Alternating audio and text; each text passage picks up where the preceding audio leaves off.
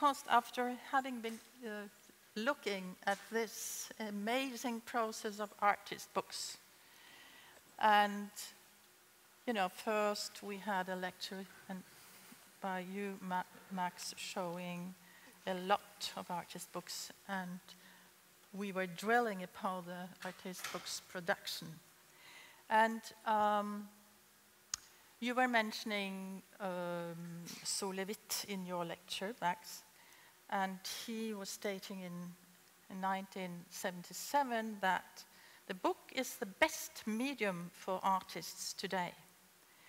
And according to Anne Mogla-Delcroix, who probably, she's a philosopher and a curator, philosopher at the Sorbonne University, who has probably written the world's most elaborate survey on an analysis on artist books in her Esthétique du livre d'artiste.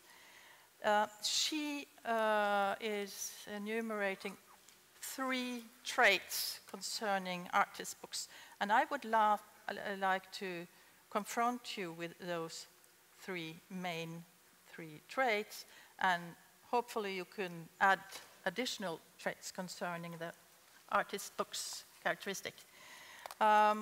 First of all, the most visible is the use of photographic reproduction offset on ordinary paper. The second distinctive trait is letting the artist book circulate within the commercial network, ordinary books, pocket books, for people not used to visit galleries and museums. I quote Ed Ruscha on this one of the key figures on this point. He is saying, my main goal is to communicate with people, to reach far out. For this purpose, the artist book is, I quote, a mass-produced product of high order. So no limited edition, and as you know, 26 gasoline stations in 1963. It was only 450, and the second edition was, well, no number. Okay, the third trait, compared to other books, is the dominant role of the artist herself, himself, responsible for the whole process of production. So the artist shares responsibility with her or himself, no sharing of responsibility with writers or academics.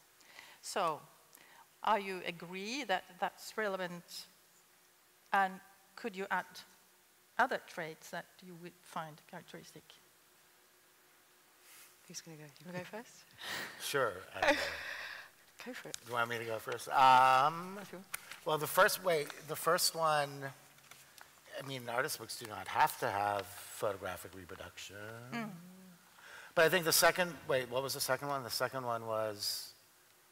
To enter into commercial, yeah. And then the third one was, sorry, I'm still jet lagged. From the artist. The artist's responsibility. Yeah, to me, those are like really classical defining aspects of contemporary artist books that is kind of informs my kind of classical traditional, like when I encountered books in the late 80s and I was discovering the books of Ed Ruscha and Lawrence Weiner and Sol Levitt and John Baldessari and Hanna Darboven and Athena Taka, whose things I showed, and other people. It was kind of like the aspect of the art, like it being a kind of interdisciplinary space where the artist is engaged not only, it's not the painter up in his garret painting masterpieces, not hovering above history as opposed to engaged in it, but he is the planner, she is the planner, the designer, the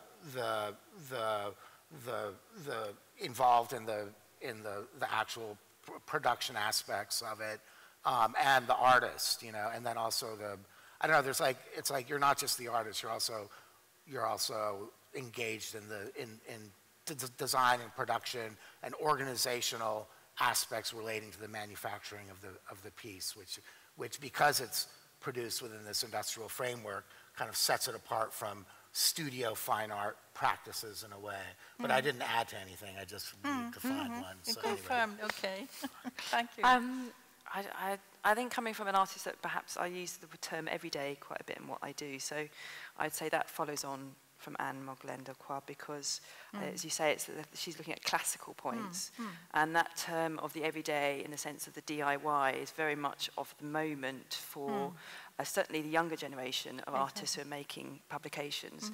And I think art book fairs, they have this invaluable experience for artists that are just starting out to engage with their audience very quickly and to see that immediate response. But also actually, a lot of the audience are other artists. And I think that's perhaps something she doesn't pick up. And you are actually communicating with your peers. So in a gallery environment, you have perhaps a set idea of who your audience is in the sense that they're coming in to buy works on a wall. At an art book fair, you're engaging with your audience verbally, and there's a lot of networking going on all the time. And I think that then feeds into what's going on with photo books. Although we're talking about photographic reproduction, something more defined than that is the zeitgeist at the moment with photo books, which is one form, I would say, of artist books, which has been really pushed by people across the world internationally, especially with we've got Paris Photo now has off-print, they're just collecting photo books because of the digital age has enabled the quality of reproduction to increase that much more, both for the cost is cheaper, but also the quality of the photographic reproduction. And the key to it all is characters like Martin Parr, who is a collector of photo books himself. So he does the classic thing, he buys lots of them and tells everybody else how amazing this book is, and then he can sell them for more. But also, of course, for the artist's point of view, they can become an unknown to a known artist working in photo books overnight. So I think that knowledge spreads quicker now than perhaps in the 1980s because of the internet and technology. So the name, perhaps going back again to the name of the artist, you can be an unknown artist 1 minute, and then everybody wants that one book by that one artist, and you've got to have it. Yeah, I didn't. No matter what. What's her name? Sigrid Kallon. Kallon. I first saw that book at the fair the book fair that's in Basel. What's it called? Miss Reed. Yes, Miss Reed. And people were totally. I didn't realize that she got all these other design commercial deals. And it's happened afterwards. We were really taken away with the book and carried it immediately. Yeah. And then we did some other project with her. I think we did some launch of another book with her. But I didn't realize that it led to all these other opportunities, not just in art, but also in design and in commercial design as well. I think that's a good point. The book itself has expanded out actually into all these other areas for her. Yeah. She was exhibiting with Taube Allbach at the Florence Lowry. So Tauber's had a practice that's been well known for quite some time, and Sigrid, made a book, and 2 years later she's exhibiting with Taube Allbach. So that's right. Oh, I didn't know they were exhibiting together. Yeah, that's a good. We did a pop-up book with Taube Allbach that was epic. That was project. Fantastic. It was huge. Yeah, that was like a volume piece. It was a 6-piece. 6 volumes. Each one was an independent. It was about this big. And each one was basically an abstract sculpture that you would open up. It was a huge sculpture, and they would form into these, geometric shapes and stuff like that. But it was done in a massive. We found it was factory produced, and it took. I mean, there was a very complex process. I really don't know a lot about the production aspect of books. I'm in the distribution end, but it was a super complex project that involved paper engineers and different project consultants and stuff like that. And there was one false start, but then it was produced in an edition of 1,000, and for such a large-scale, complex book, it was also relatively quite cheaply priced. It started out at about $300. Then Taube Allbach is a good example of that dissemination of knowledge. I think, and again, something Anne hasn't picked up on, is that Taube started a publishing imprint under her own name, which is an open print, so there's no edition number to it. Right. And 2, the intention of that was, in a sense, to undermine the gallery system, that she was losing control of her own work. And so I I was at a talk of hers at the ICA, and she was recounting certain situations that were, you know, the sale of her work and the cost, and the emails that going backwards and forwards between collectors and her gallery that were really pretty underhand at times. And she felt that she was losing control of her own work, and so publishing allowed her that platform to say what she wanted, full control, and it didn't, in the sense that it doesn't have any cost to it because it is an open edition. Right. So Yeah, and that she really she's does it. intentionally making sure that, And but she does even do though it it all probably would herself, happen, right down to packing her Yeah. stock into a suitcase and hauling Yes. it with her onto the airplane and going out to the book fair and Yeah. sitting at her booth and stuff like that. Yeah. Even though she's a very and that's very down to earth. sought Like, after artist. you meet the artist directly, face to face, and I think that again is a very leveling experience. Certainly, I mean, that's for me what was inspiring when I first started out, meeting someone like Simon Cutts at a book fair.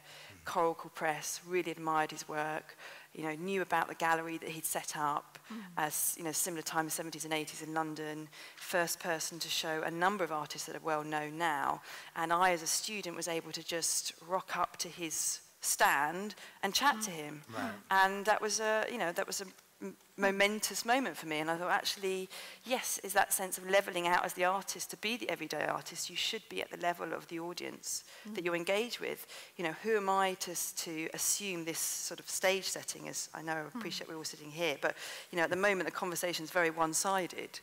You're not able to give your 10 pence worth Only at the moment. a matter of time.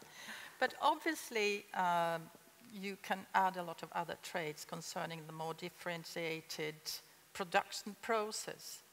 That's for one thing. And of course, how to mediate, how to, you know, get works acquainted on the net.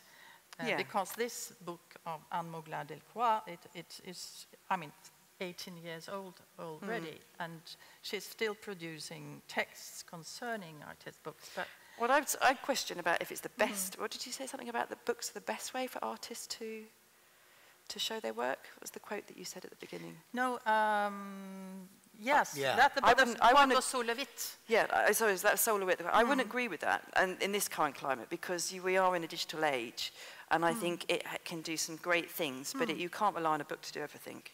And it's one of the many forms of disseminating your work. So Collide Editions doesn't demand exclusivity, because it recognises that as an artist these days, as Bas Fontaine's colleagues recommended, you know, artists have a website, artists have Twitter feeds, social media, they rely on their gallery, but not in this traditional sense of sort of going back 20 years ago. Printed Matter does this phenomenal job of, you know, there are artists out there that perhaps don't even disseminate their work in their own country, because Printed Matter can do that for the entire edition and sell out sort of within a year. So then the other flip side to that is actually perhaps the locality of the artist doesn't actually get to see their work because Printed Matter does such a great job on a global scene. So the artist recognises that there's many different ways of showing their work, and they all have benefits and disadvantages, and it's sort of But working we have out. to remember it's a historical date. It's 1977 that Sole Witt had this artistic statement, right? So it's a while ago, but even early in 1968, the Xerox book with 1,000 copies is probably the most famous of the photocopy books signed by Sole Witt and Joseph Kosuth, among others. And at that time, John Baldessari wrote, "Nobody looks at art anymore. We should make works direct for reproduction." And even, you know, the Xerox books was a strategic critic against capitalism at that time, according to Seth Sieglaub in Robert Morris' Notes on Print. With regard to this, Walter Benjamin's reflections on the loss of the aura of the work of art, his reflections during the 1930s do not cope with the new, more complex situation in the 90s and and further on. So, but what still perhaps remain relevant and actual for artist books, again, Baldessari, art seems clean for a moment, detached from money, since people can have an individual ownership without being an owner. And you have the following paradox. You have an immediate public access, however, at the same time in privacy. So artist books are protected against commercial interests. Are you agree or are you not agree? Artist books are protected against commercial interests. Yeah. I mean, there's other paradoxes as well, which is I mean, Adrian Piper wrote in the Fox magazine, I forget if it's number 1 or number 2, towards an affordable pricing for the work of art. Yeah. And in Art Right number 14 in 1977, which is the artist's book edition, where they got quotations from Sol LeWitt and Lucy Lippard and Martha Rosser and Pat Steer. Artist books are affordable, disposable, accessible, blah, blah, blah, which said all these things, which were statements similar to these people, defining them very much within this, historical context of the 70s and stuff. And Adrian Piper's Cheap Art Utopia that was part of Art Right 14, and then the one that was in the Fox towards an affordable one. I don't know if it was there, but she kind of talked about the idea. I mean, that Fox group was very engaged in a capitalist critique, as was Art and Language and stuff. And so I don't know if it was Adrian Piper or someone else who referenced the ideal kind of when we achieve the socialist utopia, the way that you will get your artwork is you'll call the artists union. The artists union will, and it was some from Rodchenko or some Russian constructivist or avant-gardian, and they said, this is when we achieve the socialist utopia, you'll call the art union, the art labor will come over, they'll paint a black square on your wall, he'll get paid the wage plus the material costs, you'll have your art, and then art will indeed be this, public good and also formally pure, abstract, whatever kind of thing as well. But Adrian Piper labored towards, or gave a lot of thought towards a consistent kind of compensation cost system for the valuing of art. And I feel like that was like a motive, and Ed Ruscha's interest in the kind of both the industrial manufacture but also the distribution of the book entering the circulation via commercial and everyday means and stuff like that. On the one hand, it's all relative, because even those multiple large editions that Ed Ruscha did, where he did second edition of 2,000 or 4,000 or third edition sometimes, or 5,000 or 6,000, and indeed, you could find these books for $5 in secondhand used bookstores in the 70s, 80s, into the early 90s even for $5. Nowadays, these books are priced at, like the third and fourth editions, you can't get cheaper than $200 or $300 or $400. The first editions often go into the $800 to $2,000, so forget the aura of reproduction, the aura of the concept. Lucy Lippard, who was one of the first, kind of historians who identified and critiqued, conceptual art and its kind of revolutionary potential, later really disavowed that critique, because she said, well, the problem with conceptual art is that it becomes fetishized too, and heroicized and entered into the same system of scarcity, value, and ahistoricity, I would say. So I feel like those statements, I feel like we should return to some of those statements and given the kind of failures of the potential of that kind of the radicality of that vision, readdress it and try to figure out, and I see that it is actually being readdressed within new generations via the kind of the new opportunities that digital media and other forms of communication that present more opportunities for critiques and interventions and alternative economies. Sorry. No, I am happy to see that somebody wants to have, can you raise up? Yeah. I've been asked by Jan Pettersen to do a deductive intervention to break the ice between the stage and the floor. So I'll try to ask an interesting question about artist books.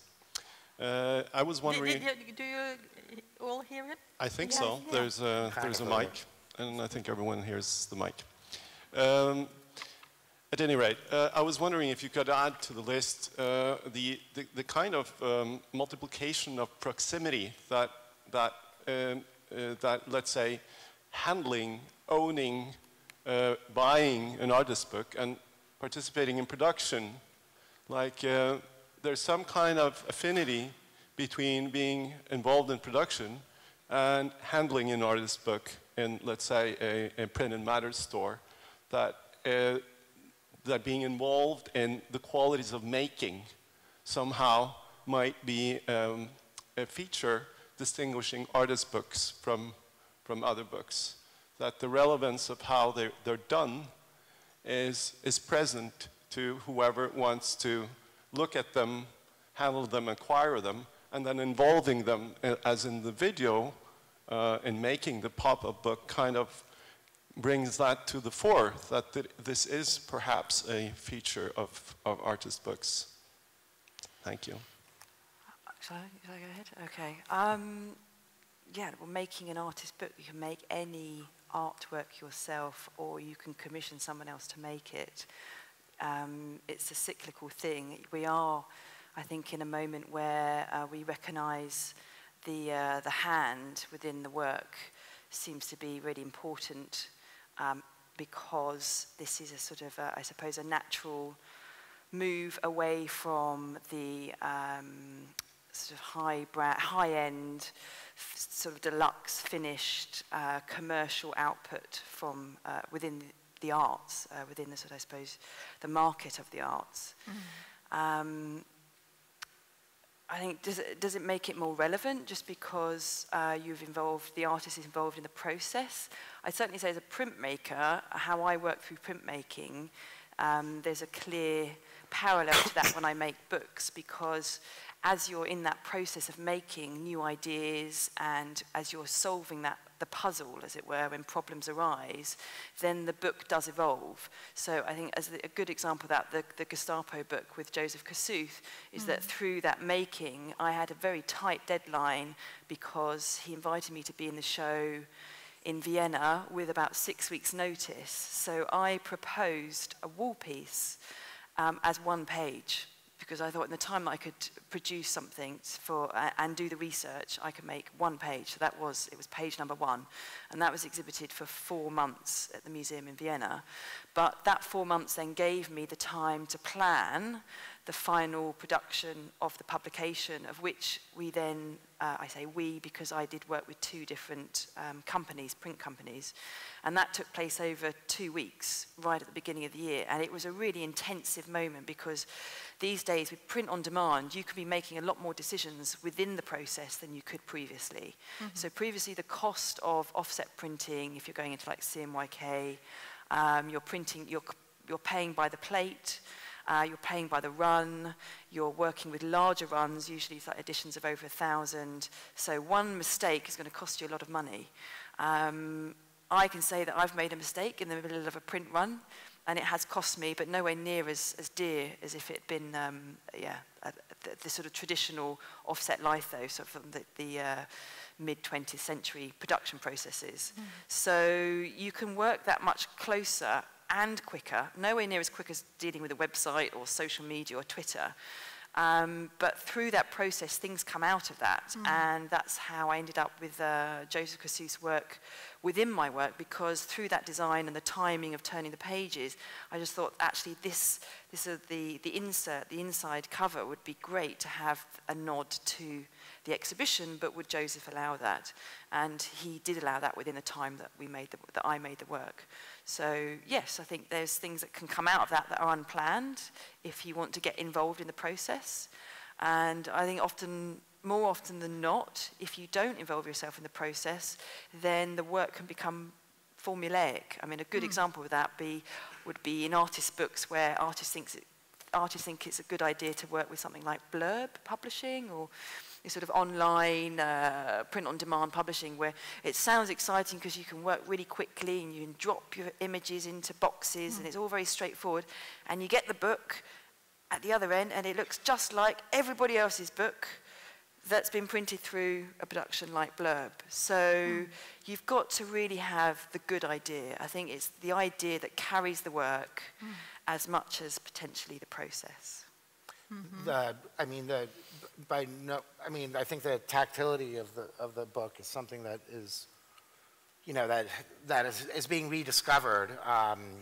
But by no means is the engagement with the tactility of the book a prerequisite for artist bookmaking. I mean, Saul LeWitt's whole practice was based on a real disassociation with the hand processes and stuff like that, where things were reduced down to sets of instructions and that he didn't have to, you know, engage in at all once the idea was set forth and things like that. And I do not think that as a mode of working has been, you know, exhausted as a creative and provocative kind of strategy of artistic and production and reflection and stuff like that. But so it's more usual that you take part in the whole process now. What's that? So it's more usual now that artists take part in the whole. Not necessarily. It's not a prerequisite, and it doesn't make anything worse or better. I mean, I totally agree with what you're saying about like the cookie cutter print on demand stuff. At Printed Matter, we saw this big increase in submissions with print-on-demand technologies and stuff like that, and they suck, basically, 95% of them.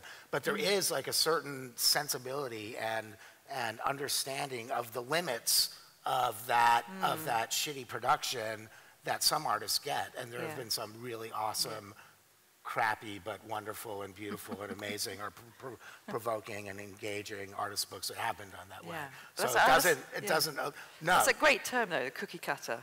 Right. But that's already been scored into my brain, I think. But also, there's also really interesting kind of projects. I don't know if you're familiar with Publication Studio. It's kind of like a U.S. collective that is kind of. They were started in Portland, Oregon, and now they have branches in Vancouver, Texas, upstate New York now, maybe Philadelphia. They have about 6 or 7 or 8 branches. What they do is they have the different, they have RISO or risograph printers. They have simple mechanical glue binders, mechanical spiral binders, all of which you can get for relatively cheap, and then different, and then some computer printers and stuff like that.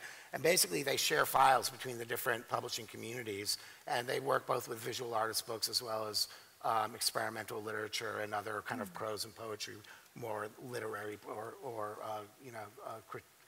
critical theory prose as well, and but also a nice artist book production.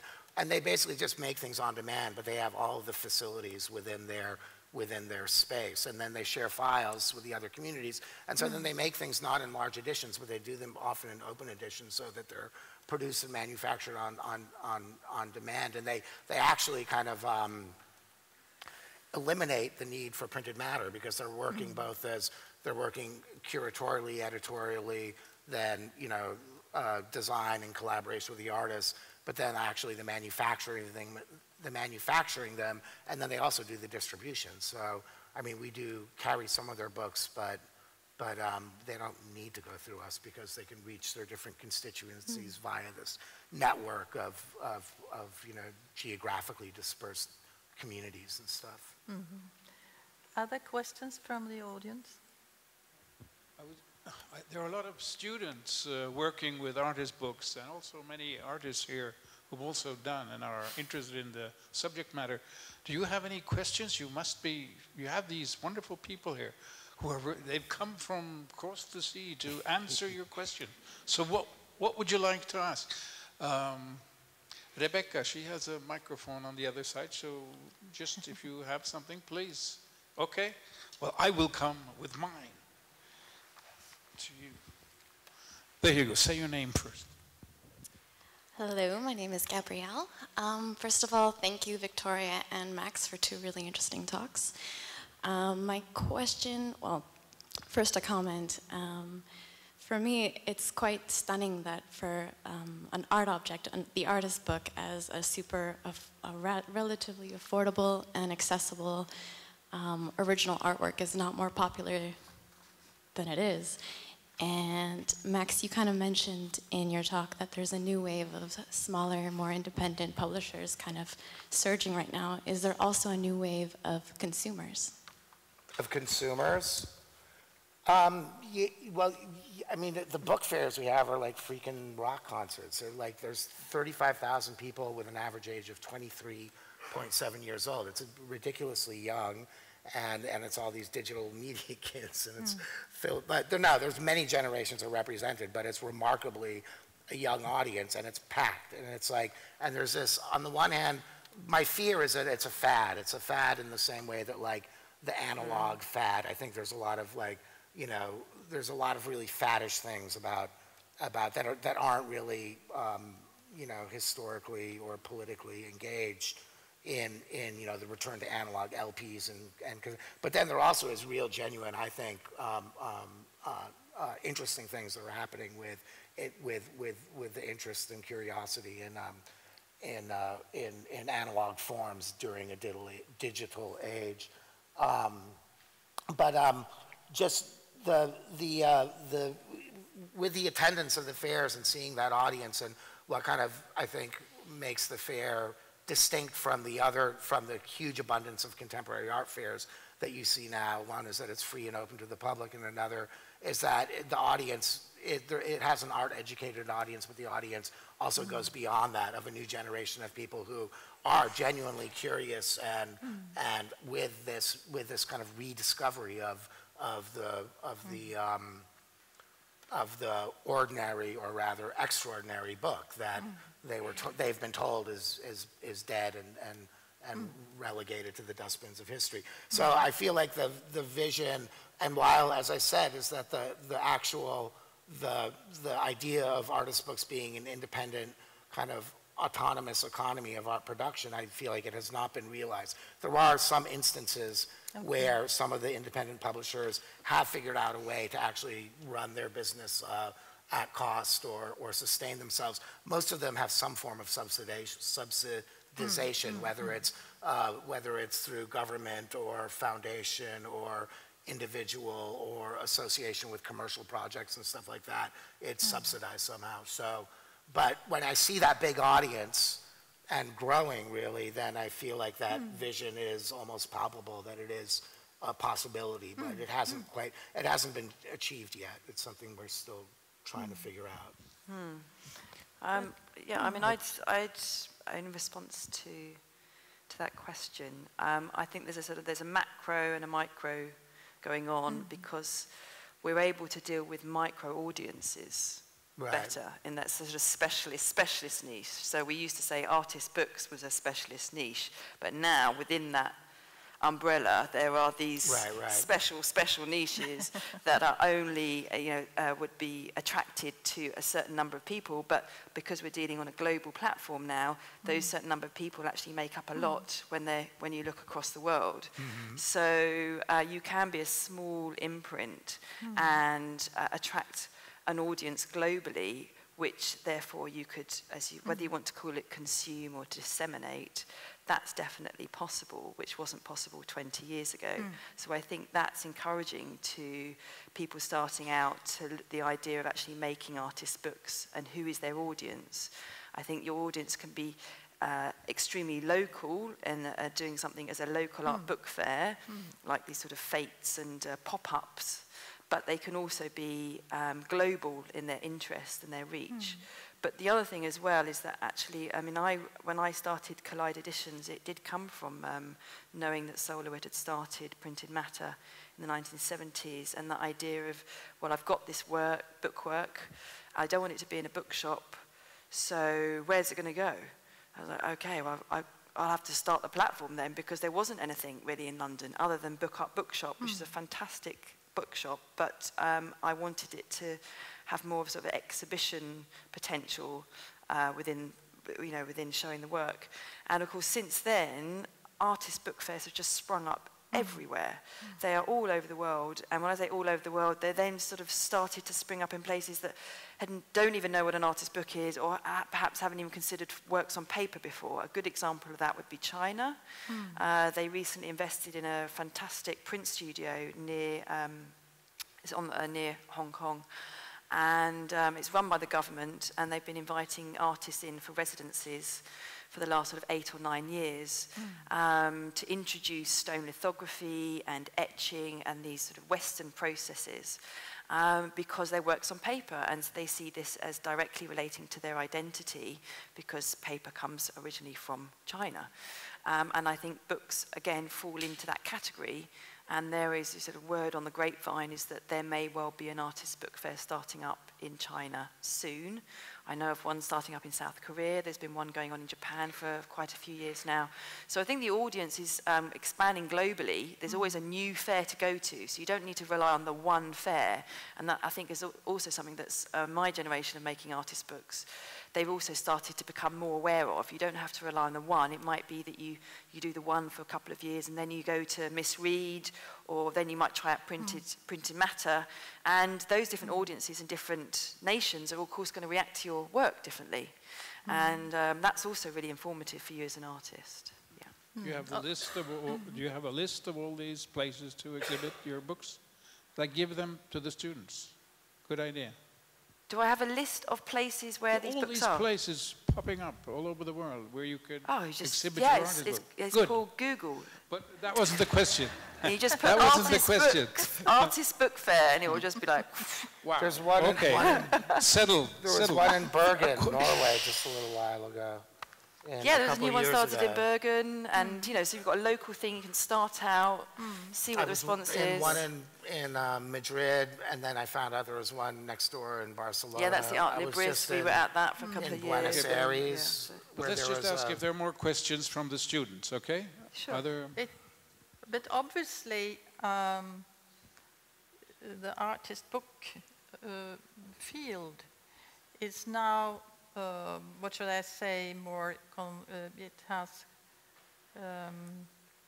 landed in a way that, for instance, compared to 10 years ago, not to speak of 20 years ago, now it's taken for given that you have your own field compared to the literal field of literature, film, etc. And so, and the artist books field is actually collecting different craft from other fields. So and even more than 10 years ago, and we had a huge conference 5 years ago, I think it was, with the people from the literal field in Norway and the artist book field. So I want you to, because we are here talking about dissemination of knowledge, and we have to return a little bit to the concept of expanded field. Do you want to just... Yeah, fine. Hi, my name is Catherine. We just see a black... Can you see me? Yeah. No? Okay.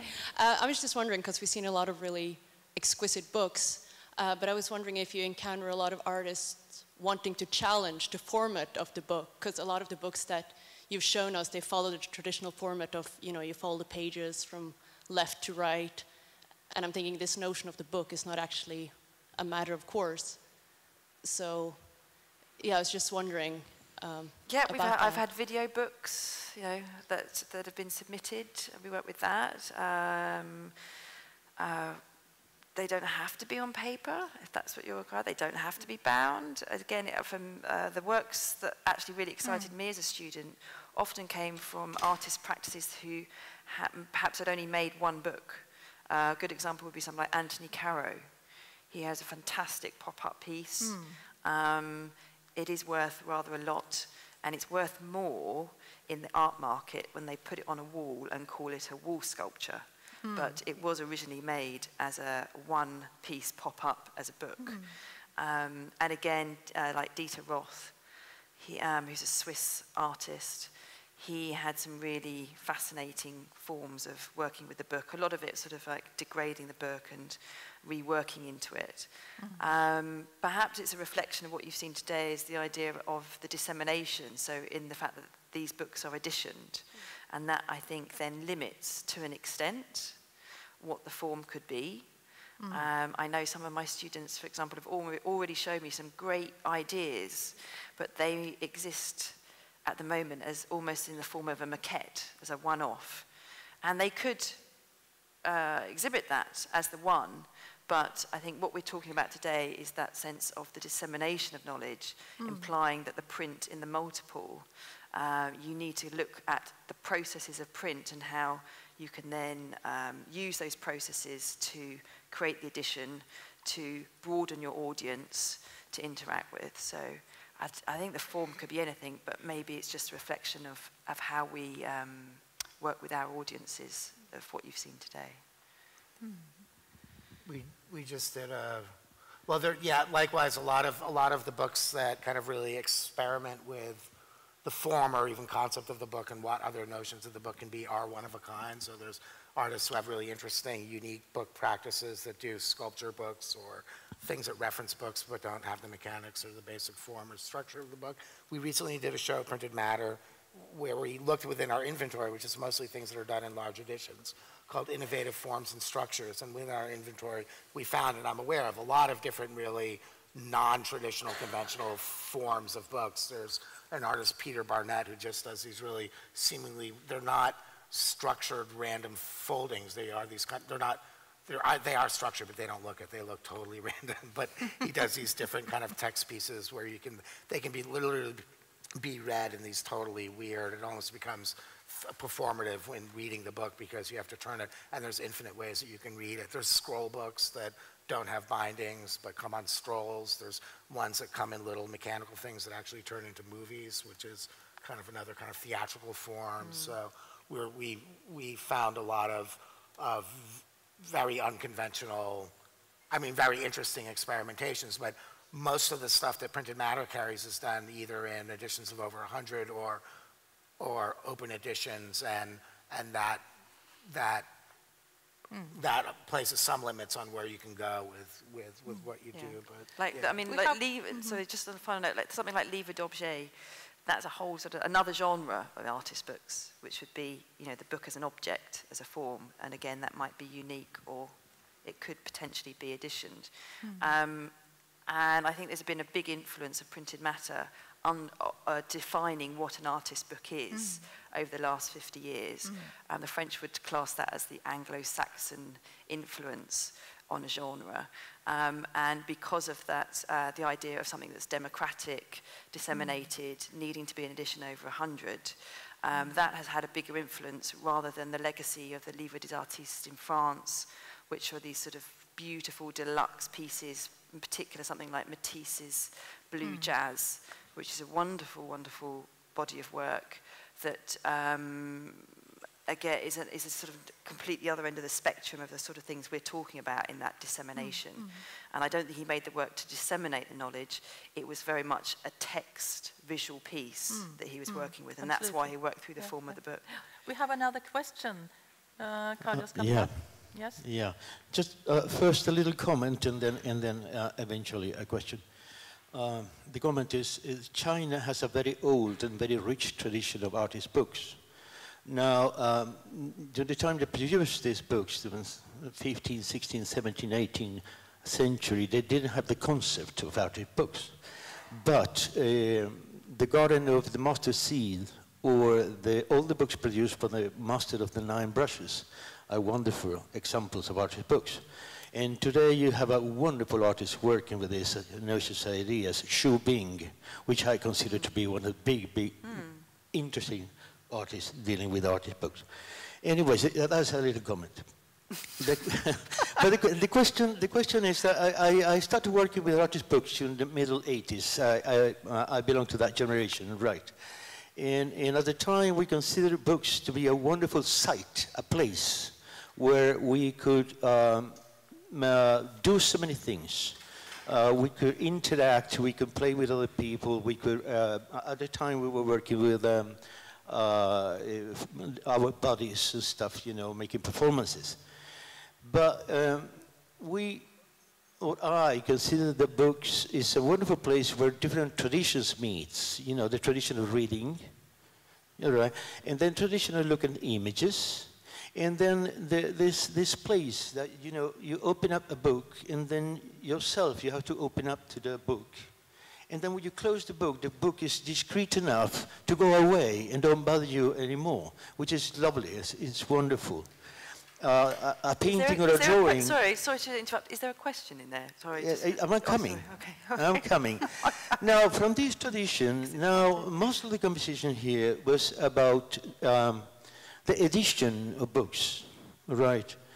And nowadays, it's been said the books are, generally speaking, going through a crisis, you know, because of the internet, because of iBooks, blah, blah, blah. I don't believe in that. I believe that books will live forever. But anyways, at the time the book industry is getting this kind of crisis, it looks like the artist books industry, it's doing well these days, which is, I find it rather amazing.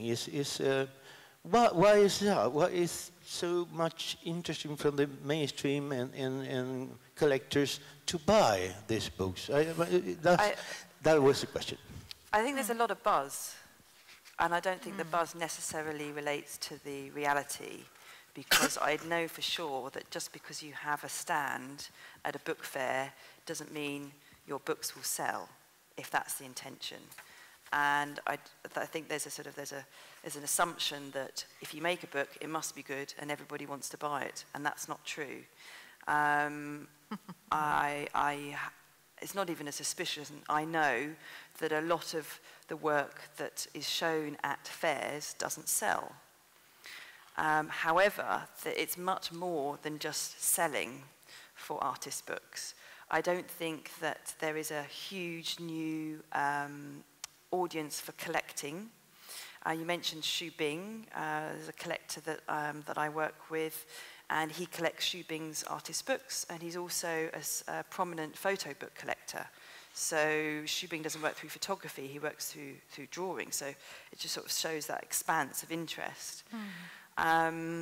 But what it's doing is it gives the artists the ability to test the water, to see what their ideas are like, and to get an engagement with the audience and develop that rapport and that interest. But I do think that, yes, it needs to be clearer to be said that there are many books that do not sell at book fairs. And they have to be carried back in a suitcase back to the artist studio. And perhaps the buzz that Max is a little bit worried about in the, is it a fad, is encouraging many people to make works that are not of the standard that's perhaps necessarily good enough, but they're making it, which is a good thing. They're not consuming, they're making, and I would promote that to everybody. You know, the more people make, I think the more aware they are of what they're consuming. And then how to control that in a sort of political sense, you know, because otherwise we just accept what we consume and we're just not aware of what the media is doing to our minds and, you know, what we read every day. Yeah. But do you have any explanation for why some books are selling very good and some it's the buzz. That's why the buzz is absolutely integral to the selling of within this platform. If we were just talking about fairs, for example, but Collide Editions, when I set it up, I appropriated Ed Ruscha's term "artists who do books" because I walked into the Tate one day and there it was, just staring at me, and I thought that pretty much says what it does on the tin. Yes, I think I'll use that, thanks very much. So Collide Editions represents European-based artists who do books.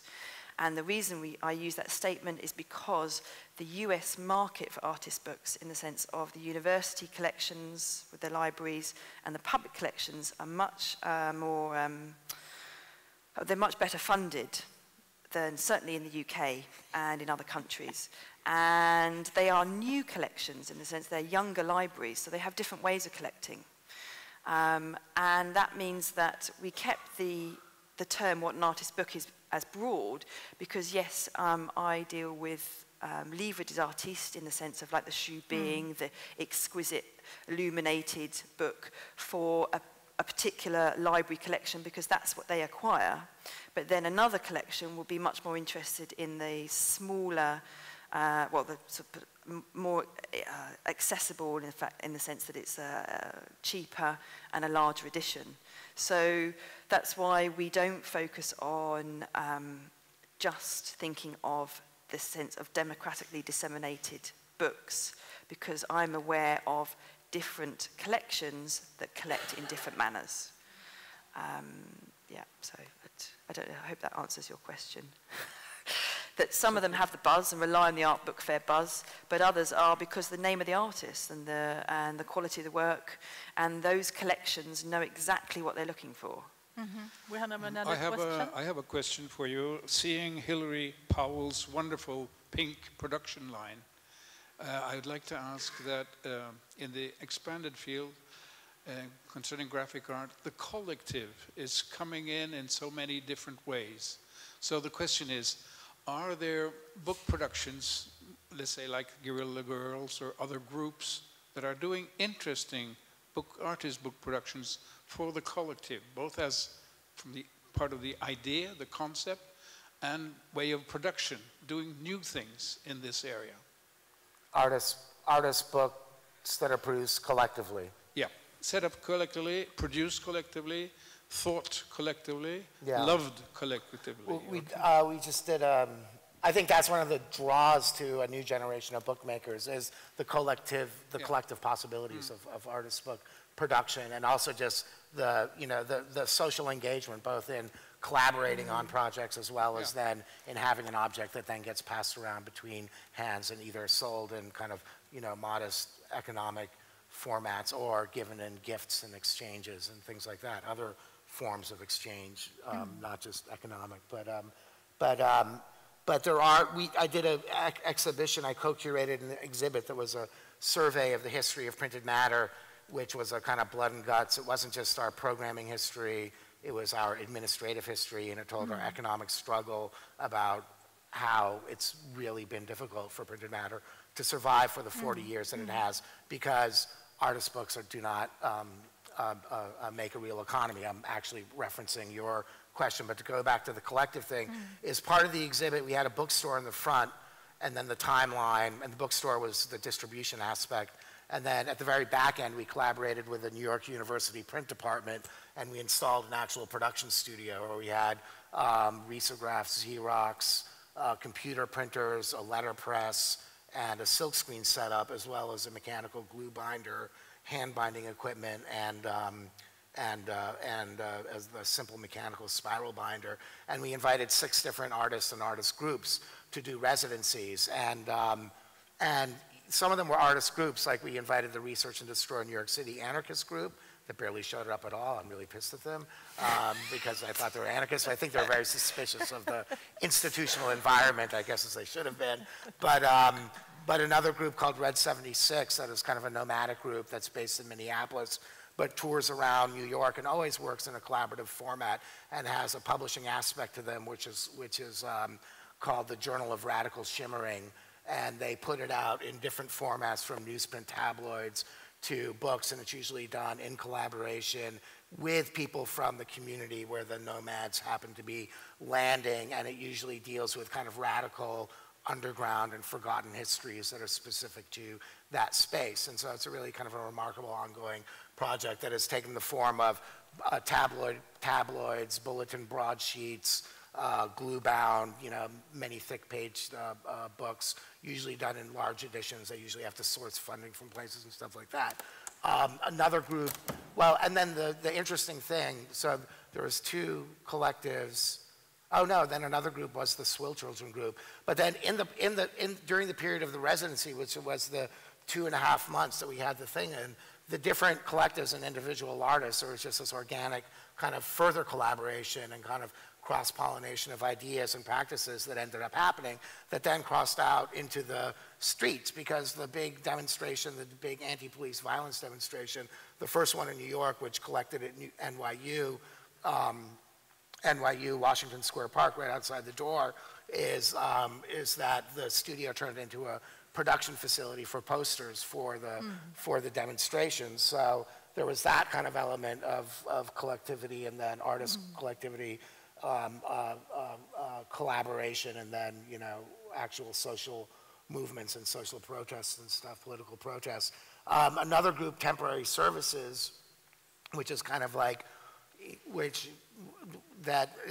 think they're still around, but they actually have a press, and they work often in collaboration. They're Chicago-based, and they often work in collaboration, again, with different communities, and often people who are doing different types of cultural or political or social activist practices. And Temporary Services, with every project, almost every project they do, they produce a pamphlet with it, and often in collaboration with whoever they're collaborating with on the thing. And so they have about 50 some odd or 60 some odd pamphlets that either document or are done in conjunction with these different projects. So there's this, and I think there is this rich possibility of collaboration, and I see it being an attraction to people for that social aspect and of bookmaking and possibilities for it.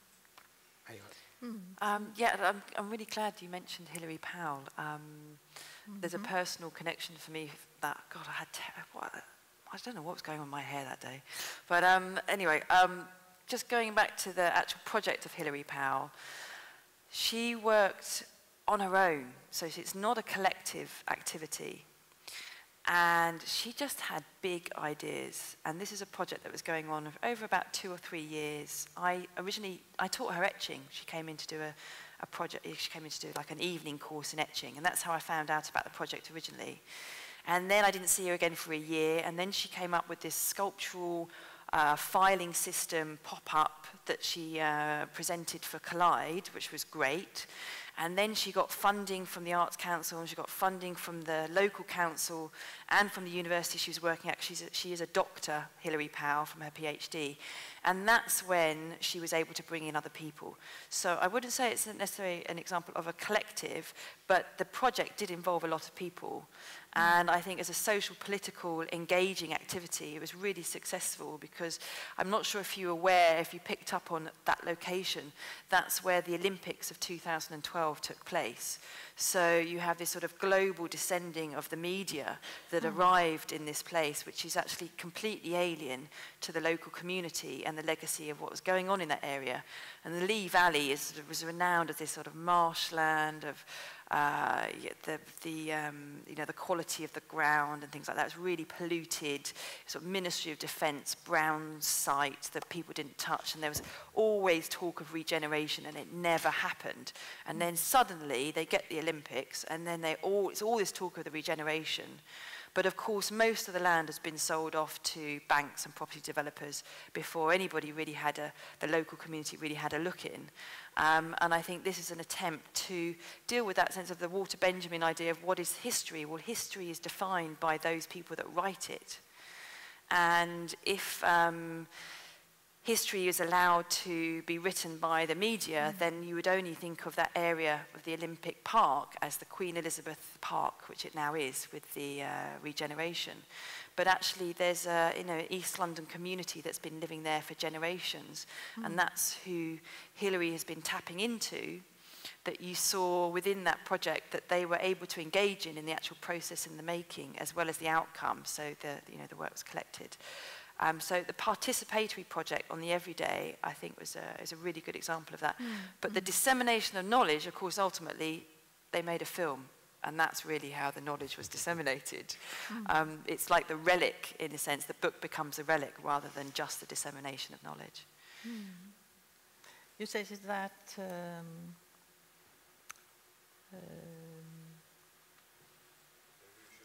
Yes, we will take some last questions. Anybody have some questions? Do I see a hand?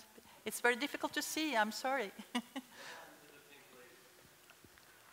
What happened to the pink lady? Ladies, the pink ladies. Yeah. They weren't just ladies, unless there was one with a very large beard. I don't remember him. In fact, I saw him only 2 days ago. He's in the middle of his MA. So a lot of those apprentices, they were studying an MA in Book Arts at Camberwell, which is part of the University of the Arts London.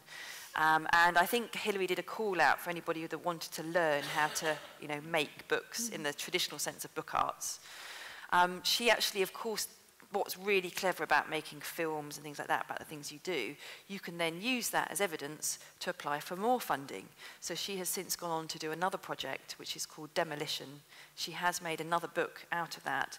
It was a demolition site that engaged in the history within the area. So there was